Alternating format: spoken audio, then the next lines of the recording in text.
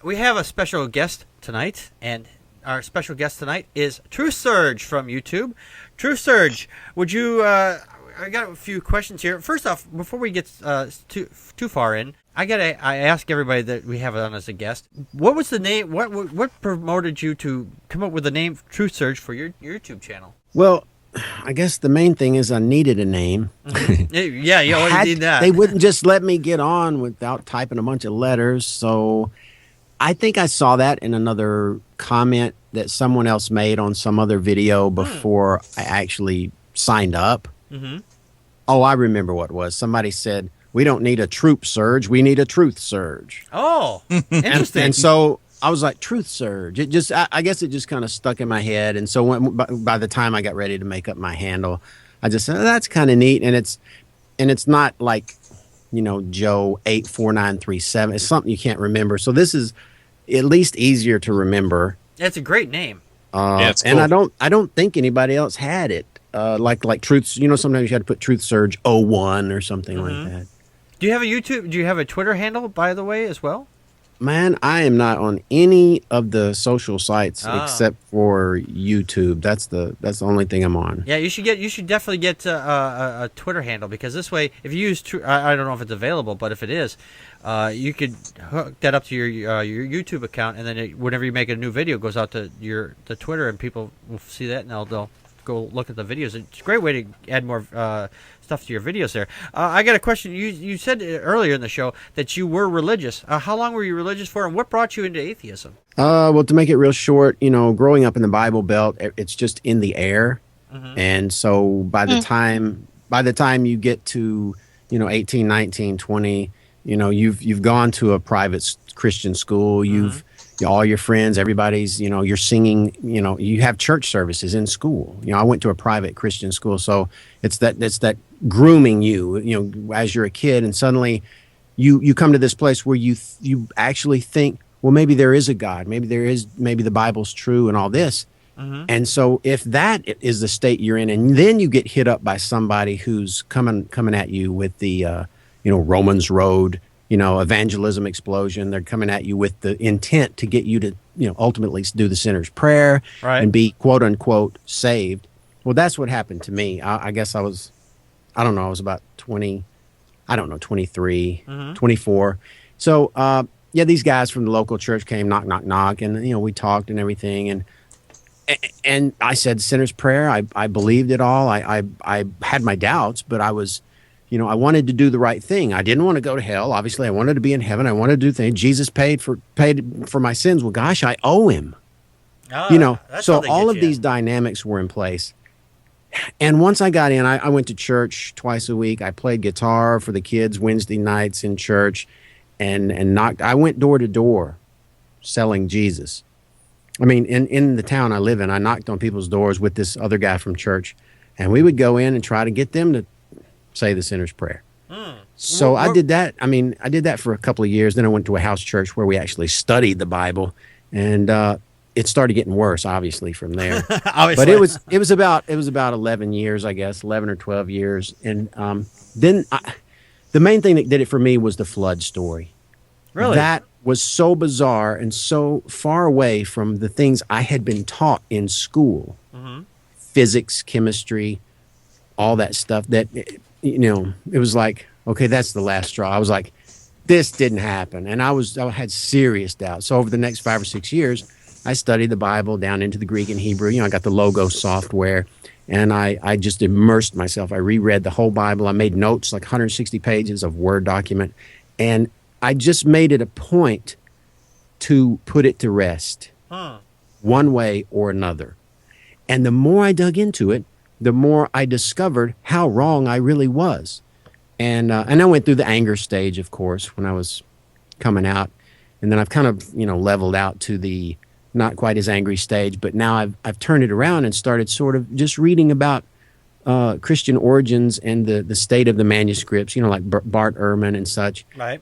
And it's a very interesting and kind of, cathartic way of dealing with a huge chunk of your life lived in a delusional state. I mean, I can't get that stuff back. So So now it's just kind of I dabble in it just to remind myself sometimes, yes, you really weren't insane. And then, I was duped. I was wrong.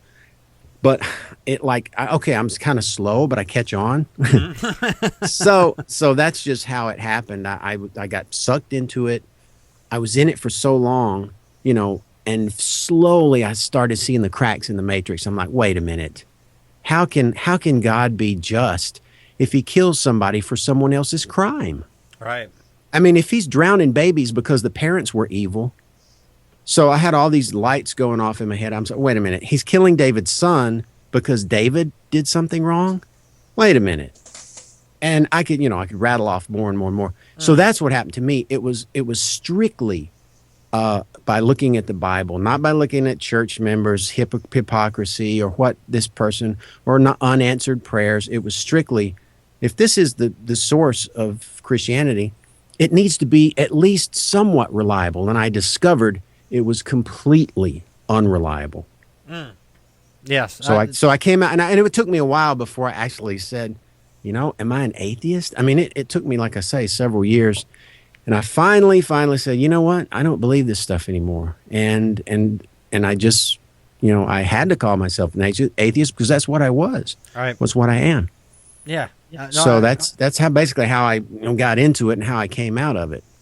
Interesting. That's an interesting story. Another quick question: What prompted you to do the whole video series that you did, which is excellent video, by the way? I was able to actually get those DVDs to burn. I was kind of like, why didn't you put this into one 8 gig CD or DVDs? Like, I would have liked to have had that on there. Yeah, I guess I just decided to put it on 2 DVDs to just, I don't know, keep the quality at least up visually and so forth. And it was an excellent but CD. Thank you very much for the compliment. Oh yeah, it was. Yeah, and the fact that you offered it for free, which was even better too. Well, I never set out to sell it. I get on YouTube and I do these things. It's just because I enjoy it. And so I did this series, which just it ballooned up way bigger than it was ever going to be. Right. And so I just had fun. And when I was done, I was like, okay, put them on DVDs, let people, if they want to send me some, pizza money, that's fine. But yeah, it was definitely interesting, and I learned a few things, digging through trying to finish them up. I actually learned a couple of things along the way. What do you use to edit your videos? You do such a great job and timing and everything. I use Sony Vegas for the editor. So I've never heard and of that then one. of course I wrote all the music for that series myself. Wow, that's cool. So that is awesome. I did all that. Plus I wrote the scripts and I researched it all and I narrate it myself. So yes, it's just like, you want something done, do it yourself. Yeah. So you wrote all the scripts for all that whole Yeah, series? I mean every last word is my own wording. I mean, unless I'm quoting somebody. But yeah, I just went in and read some I went in, I took what I knew or what I thought I knew, and then I went back and tried to fill it in with interesting things, with things I'm not bashing a contradiction. Those are good starting points, but it was like I felt people had been there and done that. It's like, instead of just showing them this verse contradicts this one, I wanted to do some off the path, off the beaten path stuff, like the Homer Mark parallels. Oh yeah, those are great. And of course, that's not my research. It's Dennis R. McDonald, but I think it's a great book and I think it's an awesome theory. So I put that in there because I found it to be compelling and interesting. So yeah, I had fun doing it. And that was my best. That was actually one of my favorite parts of your videos. You showed the parallels between the Odysseus story and the story of Jesus, and how it's like I remember one part you said that they don't tell anybody. I'm like hiding behind this mask, but only the maid knows I'm there. I'm actually Jesus or Odysseus, the Odysseus' father, whoever it was, and they said, but don't tell anybody. And and then they translate it, don't tell the demons, it's like, demons, don't you tell who I am. It's like, why? You cover that really well. Yeah, that just, once you get a theory that answers a ton of enigmatic problems in a work like the Gospel of Mark, you know you've landed on a theory that's likely to be not just theory like people think, but it's true. Mark actually had a copy of the Odyssey and the Iliad in his lap when he was penning his gospel. And, you know, he probably knew it. He probably didn't need an actual copy because back then, you know, that was the epic story going around, you know, were those two stories. And so anyway, McDonald makes a good case, and I read his book. I was convinced, and I said, man, this is interesting stuff. Throw it in my video. Same thing with the Jesus myth stuff. G.A. Wells and Earl Doherty and different people like that. I find it compelling. I go, yeah, that makes the most sense to me, and I run with it. So yeah, I think it boils down to fiction from Mark, copied. Later, people didn't think it was fiction. Oh yeah, yeah. It makes me wonder, you know, if there had been in that time, if they would have had, say, the Star Wars epic, it would be everybody running around, you know, stormtroopers and the whole 9 yards, the Darth Vader and the Luke Skywalker. Well, I've thought it. Yeah, I mean, it sounds funny, right, when you ask it that way, but it's actually very insightful, because what if Orthodox Christianity wasn't what won out? Right. It's a great question. Would we all now be seeing Christians that actually are running around saying we have a little Jesus and a little piece of God in us, and the only way we can know him is through direct revelation, and there was no holy book, and they were all Gnostics, and we're trying to all get back to this place, and it was just completely different. It's interesting to think about, because we all know, you know, whoever wins writes the history, right? Yes, that's how it goes. The winner writes the history. Yeah, it's definitely an interesting question to think. Well, what if Emperor Constantine didn't buddy up with Christianity? How would things have played out then? Oh yeah, absolutely, yeah. Because he decided the Christianity that we know today wasn't because of the fact that, you know, Christians just won out. Emperor Constantine said, yeah, we're going to make a state religion. Just kind of like what North Carolina just tried pulling recently. They're going to try to establish a state religion, and it's a very good parallel, actually. If we hadn't have done that, if they had stayed with the multiple gods that they were worshiping at the time, instead we would be Zeus to Thor and Mercury and all these other places, and we'd have multiple churches for multiple gods instead of, you know, the one, as they claim, is out there. I have one more question for you, and I'm going to turn the questions over to my my other co-hosts here. What do you do outside for in the real world for like a real job? Oh, I'm just independently wealthy. You know, I kick back. No, that couldn't be further you're one of from those the rich truth. Atheists. You're one of those rich atheists, aren't you? No, man. For the last 5 or 6 years, I don't know exactly, but I think it's almost 6 years now. I've been doing voiceover. I've been doing you got a great voice, character voices for computer games, and you know, anything I can land. But it seems that my forte, or my area of landing the most jobs, has been computer games characters. You know, silly characters or monsters, dragons, elves, orcs, whatever needs to be done. Evil, you know, bad guys and. You know, I was thinking you should do is we'll do this show, and then I'll give it the whole copy to you. You can just do you just voice in wherever I'm saying. I'll actually have a decent voice on the show. I'll replace you and do something. There you go. You just tell me what voice you want, man, and I'll do it. Anything. Hey, as long as it's deep. George Clooney, Brad Pitt. Yeah, welcome to the Packard Sonic Show. You know what I'm saying? There. That's a good one. There you go. Now, when all y'all bitches in the chat to just listen up, because we got the shit going down today. You know what I'm saying? I'm just a clown. So, I've been really just... I was working at Hilton. I've got a degree in computer science, by the way. I was working at Hilton doing QA on their websites, and I got laid off in late 2007, and I had some physical problems too. I had hurt both my legs. I've got 2 herniated discs in my back. I've crushed several fingertips. My lower back was effed up, and I was a wreck. Oh, and, my. I cashed my 401ks from FedEx and from Hilton. I used that to stay home and sort of, you know, rebound, I guess. And over the last 5 years, my health is better. My legs are better. Fingers are better. My back's better. My mind is I'm happier about that. And I'm doing something I like. Yes. And it's so in comparison, I guess what I'm saying is it's real sweet. Even though I'm not making a lot of money, I'm working from home. So yeah, that's just, it's just perfect for me because I don't have any brothers or sisters. Oh. I'm adopted on top of that. So being alone and being in a room without people bugging me is, for me, that's a plus. Oh, there you go. Hey, if you know somebody that needs extra work and they need an extra voice, tell them to give me a call. I'll do a few voices if I can. I don't know how long I keep it up, but I definitely do it. Yeah, I mean, hey, if you got $200, you go to some of these websites, like voices.com. Really? You pay your $200 per year and go to your email and you can see these auditions come in. It's like blah, blah, blah, $100 or $100 to $250. You go to the site, you turn your mic on, you audition. I mean, that's all I did. I just did that. And it took a while, it took a year or two before I started landing enough to really say I'm supporting myself.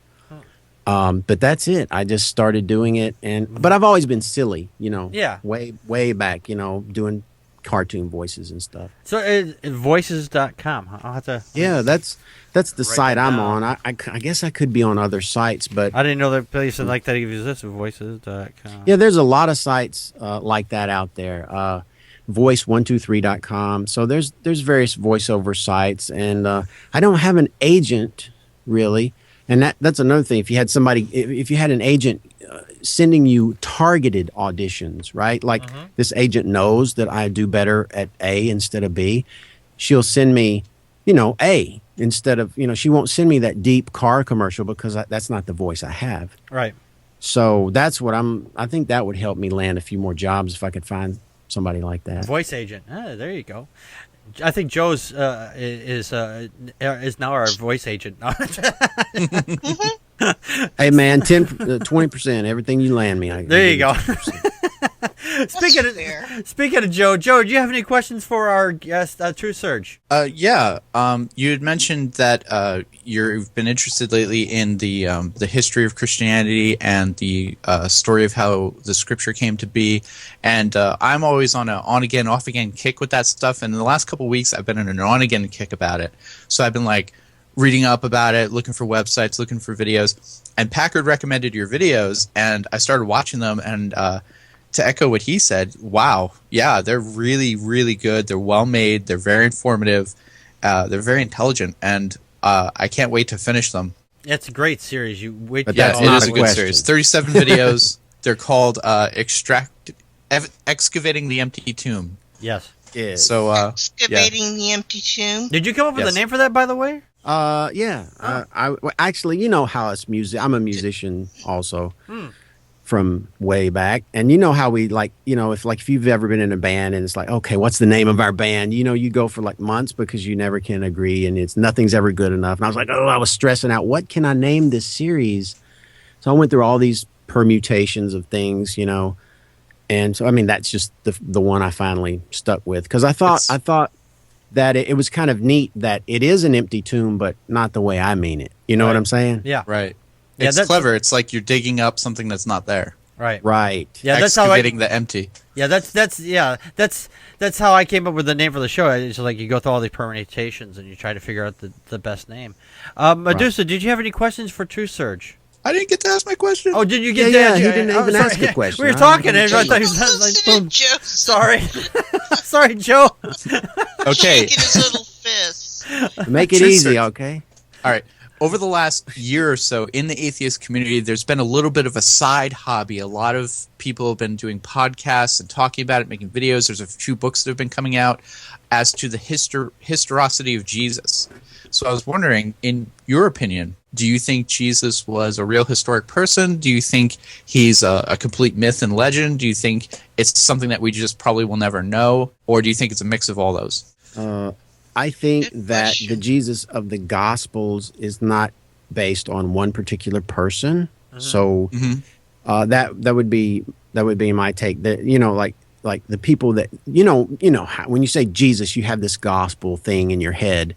That guy, that real guy, never existed. But I think snippets of people here and there were like drawn from like for example Odysseus would be a small sliver of what the gospel Jesus is. The Jesus of the earliest Christians, like Paul and all the people that are mentioned in his 7 authentic letters, James, John, Barnabas, people like that, I think they believed in a heavenly Jesus. Some people would say, well, the Jesus myth theory has too many holes in it because look at all these verses. But I've covered some of that in my Jesus myth series, and there's some that I haven't covered. But You have I a don't. Jesus myth series? Yeah, I did a That's series. the next thing I'm going to watch. I did a series about this very topic, based largely in part on Earl Doherty's book, The Jesus Puzzle, which, of course, draws from other things, G.A. Wells and some other authors. So I don't believe that there was a real Jesus at the core of the Gospels. I think that some rabbis, the traveling rabbi, that is a theme. The dying, rising Savior, that's a theme. Josephus, I believe, even mentions several Jesuses in his writings, and I think, if I'm not mistaken, it's the Jewish War work where he actually mentions, I believe it's Jesus, son of Ananias, who was running around in Jerusalem yelling, kingdom's at hand. And then the Romans whipped him. And while they were whipping him, he allegedly didn't say anything. And it says they whipped him till his bones showed. And then they let him go. So that sounds a lot like the Great. gospel Jesus, where Jesus got scourged, right? Yeah.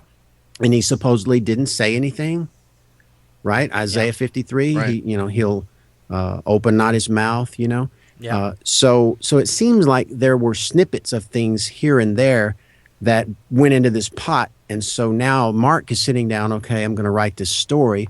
Well, let's use Jesus, but it wasn't let's use Jesus. It was let's use, all of these people and then Jesus of the early Christians. And I think that Mark really wrote kind of an allegory of the heavenly Jesus come to earth to play the role that he would have played if he had been human.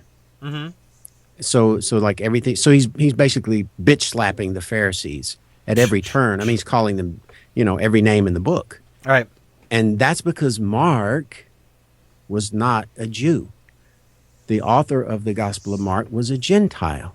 The same for Matthew, the same for John and Luke. These guys were not Jews, and so it was easy for them to criticize the Pharisees because they were, outsiders. They felt like the Jewish roots were okay, but these guys weren't so okay. But they also weren't that friendly. I mean, you can tell they're not Jewish because they keep saying, "Now this is the custom of the Jews." So anyway. In no way do I really believe there was a Jesus, not even a traveling guy who the whole thing was based upon. I even doubt Apollonius of Tyana existed, because to me it seems more plausible that this guy was based upon Jesus, because a lot of the miracles are just lifted right out of the gospel. So I'm like, it's a matter not of just absences or silences. Okay. It's not just that. It's also the vestigial remnants that we have in the earlier writings. And I talk about this in the Jesus Myth series. In other words, those tiny tidbits that don't make sense at all unless Jesus wasn't human.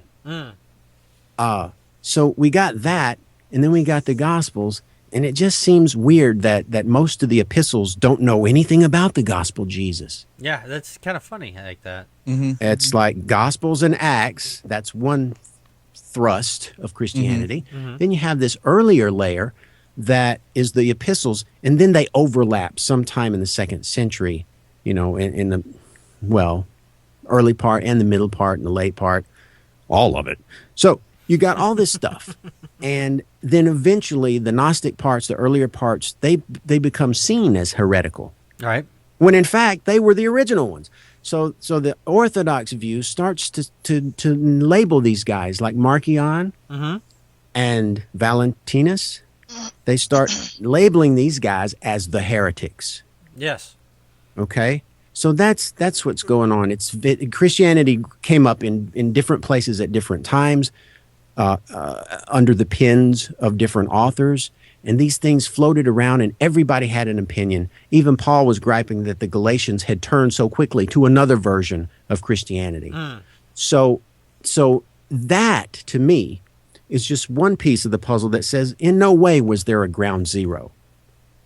There was not any ground zero event in Palestine, 2000 or 1970 years ago. Right. So it was a movement that just began in all these different places. There was a messianic expectation. There was this feeling that the end was near. All of these things went into the pot. And so I don't, in no way do I believe there was one person that the Gospels are based on. Interesting. Those are all great points on that, too. Medusa, did you have any questions for TruthSurge? Not specifically. I would just caution everyone to remember that the Bible is an unmitigated hoax.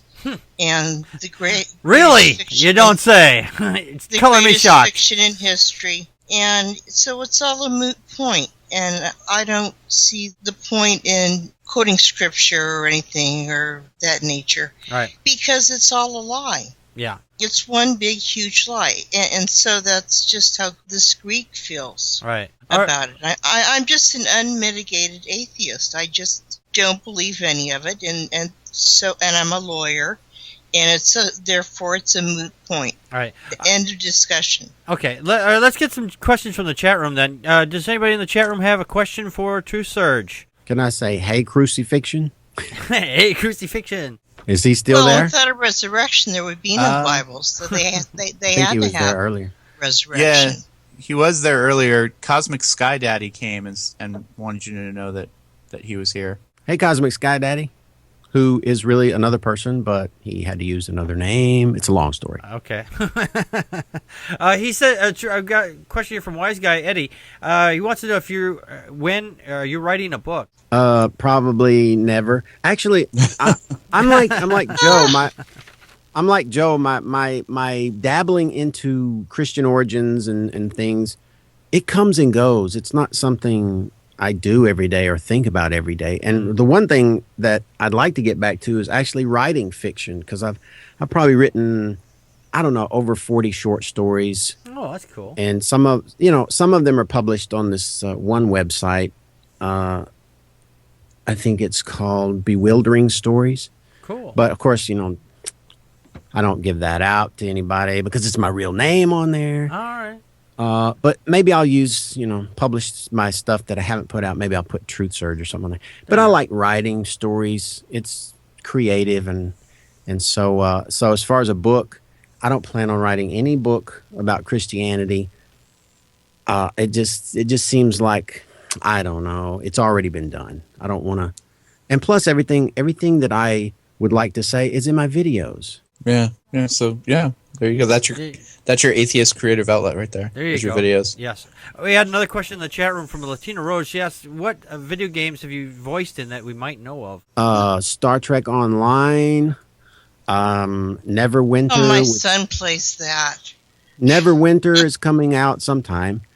But I haven't played Star Trek Online, but I did. I don't know. I did. So anyway, I was just listing a couple of games that I thought might be more like well known. Earthrise, Anything with an Engine by Jimmy Johnson's Anything with an Engine. I did the racing coach and two of the drivers in that game. Mm-hmm. And just all kinds of stuff that you've never heard about. Just little casual games like hidden object games by a lot of Russian companies like Elephant Games and Alawar and Nevosoft. What else? Heroes of New Earth. And Legends of Dawn. It's some new game that's coming out. Oh, cool. I mean, I can't even remember them all. Wow. But yeah, it's really. You'd it's be really immortalized fun, forever in video games. You know, they still end up in a pawn shop someday.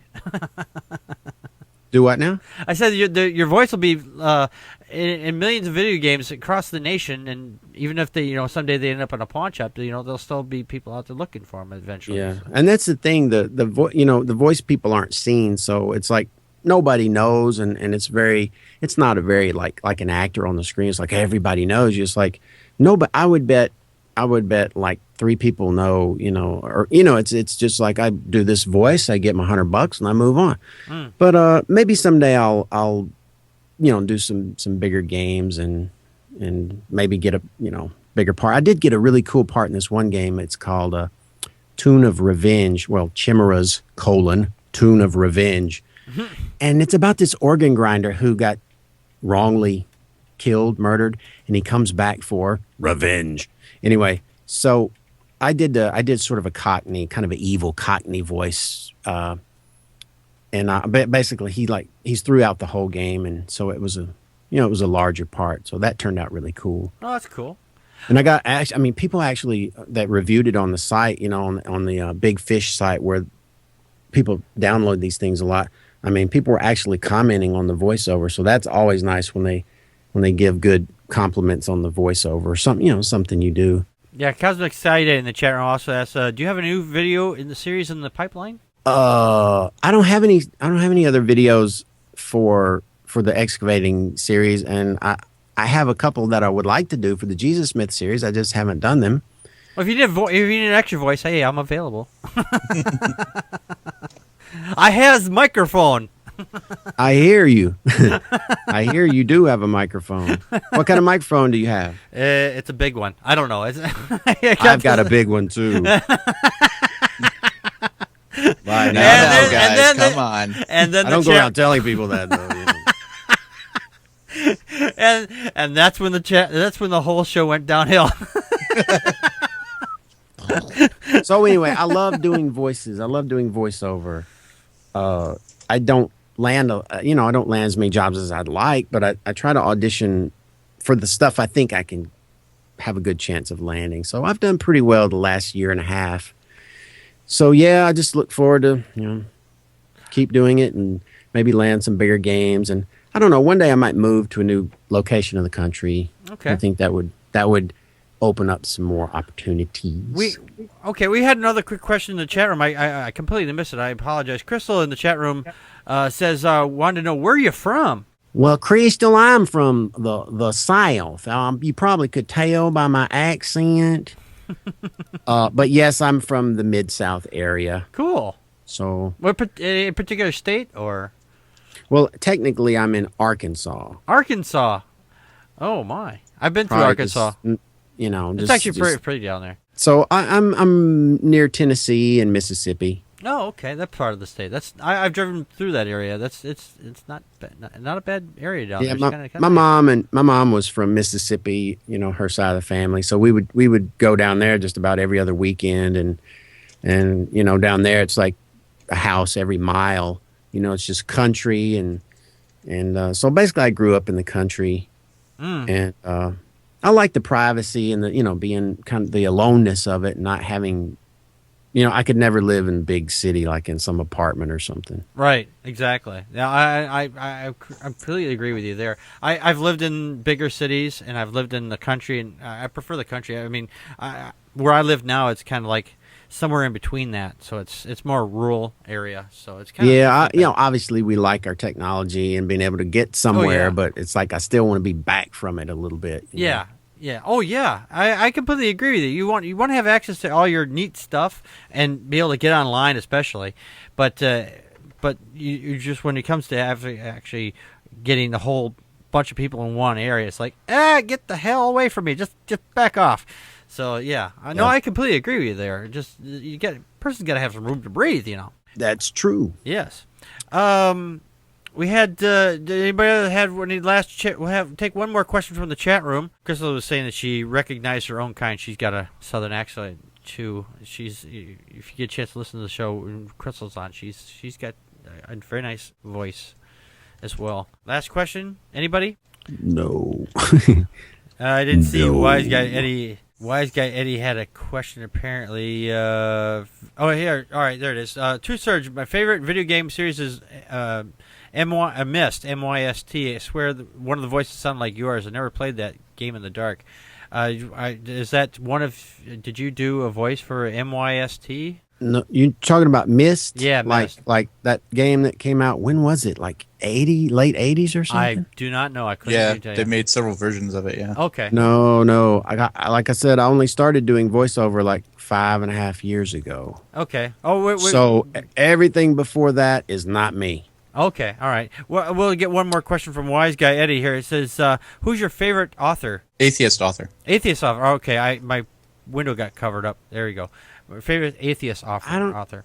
I don't know that I have a favorite atheist author.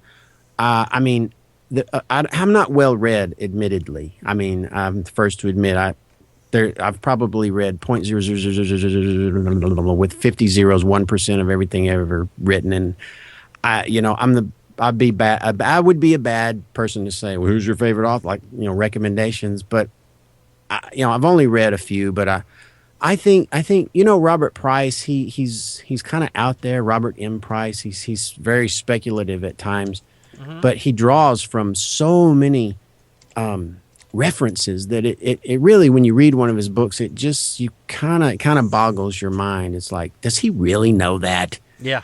Or did he just have all these books open trying to pull all these? But I think he's just really immersed himself in all that stuff, and so he's pretty. I mean, to me, he's pretty amazing to read, but it's very thick, and it's sometimes really speculative. Mm-hmm. But I mean, obviously Bart Ehrman, I like him because he's very familiar with actual manuscript evidence, because he studied with Bruce Metzger, who was a manuscript guru. And plus I like the fact that he was honest enough to say, you know what? The Bible's unreliable. I can't say I'm a Christian. He's an agnostic. And so, Bart Ehrman has some good books. And I really like that MacDonald book, Dennis R. MacDonald, The Homeric Epics and the Gospel of Mark. It's just amazing. I mean, obviously, I liked it. I put it in my series. So that one I like. I mean, I don't know. I guess I tend to like instances of things over who did them. Like if Bart Ehrman writes a good book, I like that book. Mm-hmm. But I don't know. I guess I'm not a fan. I don't have a fan mindset. Does that make any sense? Yeah, actually it does. I understand the whole not a fan mindset, because I've met, well, it was local celebrities, as it were, and I was like, I just treat them like a normal person. I don't treat them like you're so and so. So oh my God, I don't know. I can't talk right now because I can't breathe. Yeah, I'm the same way. Like, I guess I would have been that way, but now I'm just like, I realize they're just a regular person. Yeah. Exactly. Even though they might have dominated this one particular thing. But it's like, you still show reverence and, respect and especially, on a particular thing that they do. But, I guess I don't have a favorite author. Okay. Just favorite books, like some things I've read that really made sense, like Gospel Fictions by Randall Helms. Mm-hmm. Of course, The Jesus Puzzle by Earl Doherty. Wow. And just odd and end books. Oh, sound like good books. That sounds like good books. Yeah, I'm not that widely read, so I know what I know, and that's it. Okay. Hey, nothing wrong with that. Nothing wrong with that at all. I'm glad you talked about the some books, because that was one of the questions I had written down to potentially ask you. Yeah. Well, at least he answered it before you asked. I had to ask. So speaking Cosmic Sky Daddy has one more question if you want to fit it in. All right, we're kind of running along here, but we'll get one more question in there. He asked, who's your favorite voiceover artist? That's another one that I can't really answer, but I guess if I had to just pull one out really quick, I guess Mel Blanc. Oh yeah. I mean, he's pretty much. I think people pretty much give him the the award of the daddy of cartoon voices. Mm-hmm. And so, but a lot of people would say, oh, well, Don LaFontaine, because he's the movie trailer guy, in a world. So he did all those movie trailers. I mean, like 5,000 something movie trailers. Wow. But wow. I don't, like I say, I've only been doing this for a while, and I have not immersed myself into like who else is doing what. So I couldn't really say beyond like, obviously Mel Blanc and Don LaFontaine had a great movie trailer voice, that real deep smoker voice. Mm-hmm. And but there's so many other people that are awesome too. Lonnie Manella is really good. She's the lady that's helped me get some of these bigger name jobs. And she's been doing voiceover for a long time. She's done a lot of games. She's done like 500 something games. Wow. And she did. I mean, I could probably rattle off some of it, but anyway, she's done like games back in the 90s, like Duke Nukem 3D. Oh, really? And just tons of stuff. She's done commercials, and I think she's done some animations. So just lots of stuff. But she's really good. But she's really tough when she directs me. Oh, hey. No, that's not right. Oh! I mean, she's cracking the whip. Oh yeah. But you have to give them, when they're really good, you just have to say, man, she's really good. She's done a lot of good voices, and she's just done it for so long that, to her it's simple, and to me, I'm like, I get to something and I'm struggling. I'm like, okay, help me out here. So, but she's good about that. Like I was trying to do this Scottish accent in one game, this Neverwinter game, and she was helping me with that. But then she was like, we need to do a Nordic accent. I'm like, what? I don't know that I got one of those. So she was like reading the line, we're going to do that over there. And I was like, I was just mimicking her. I was like, okay, do this line. Okay, and then I would get up to the mic and I would do it. And so, it's like that. Yeah, that's good. A good voice it's just it's a good mimic of somebody else. Thank you, TruthSurge, for joining us tonight. Wonderful question, wonderful answers, beautiful answers. In fact, wow, they're just blowing me away. As a matter of fact, but unfortunately, we do have to wrap the show up. But you're welcome. Please come again to the show, and we're glad to have you on. And if you want to stick around for the after show, we would glad to talk with you some more. All right, but we really do have to get going, otherwise this editing is going to take forever. Well, thank you for having me. It was really fun. You're welcome. Thanks for coming, man. Yeah, thank you very much.